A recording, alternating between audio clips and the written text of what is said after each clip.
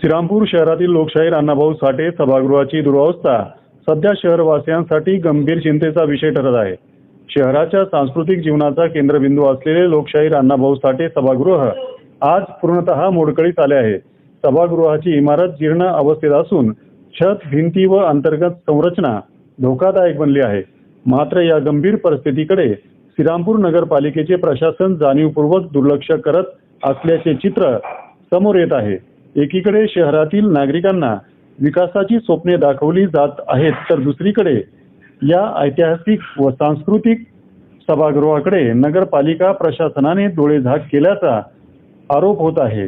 या सभागृहाला मातंग समाजाचे आराध्य दैवत लोकशाहीर अण्णाभाऊ साठे यांचे नाव असल्यामुळे जातीय द्वेषातून मुद्दाम दुर्लक्ष केले जात असल्याची भावना मातंग समाजात तीव्र होत आहे।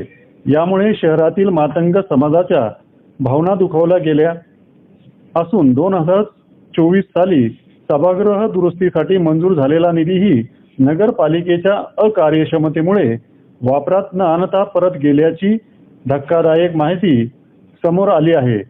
सभागृहाच्या दुरुस्तीसाठी वेळोवेळी निवेदन देऊन पाठपुरावा करूनही नगरपालिकेने हेतुपुरस्पर दुर्लक्ष केल्याचा गंभीर आरोप हिंदू मातंग संघटनेचे अध्यक्ष लहू खंडागळे यांनी केला आहे।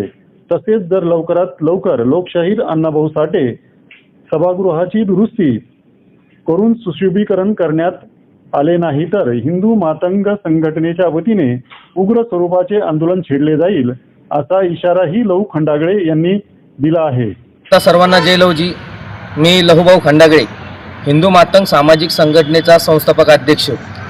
तरी गेल्या 2024 पासून नगरपालिकेमध्ये संघटनेच्या वतीने निवेदन देण्यात आले आणि साहित्यरत्न लोकशाहीर डॉक्टर अण्णाभाऊ साठे नाट्यगृहाचं काम हे तात्काळ आणि लवकर करा अशी निवेदनं वारंवार देण्यात आली, तरी नगरपालिकेने त्यातली कुठची दखल घेतली नाही।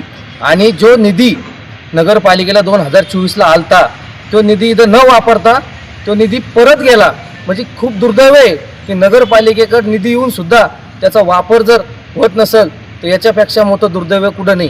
तर मला संघटनेच्या वतीने सांगू इच्छितो की जर साहित्यरत्न लोकशाहीर डॉक्टर अण्णाभाऊ साठे नाट्यगृहाचे काम लवकरात लवकर नाही झाले तर हिंदू मातंग सामाजिक संघटनेच्या वतीने उग्र पद्धतीचं आंदोलन व उपोषण करण्याची तयारी ही आमची आहे। बातम्या पाहण्यासाठी भीम प्रहार न्यूज मराठी चॅनेलला सबस्क्राईब करा, व्हिडिओला लाईक आणि शेअर करा।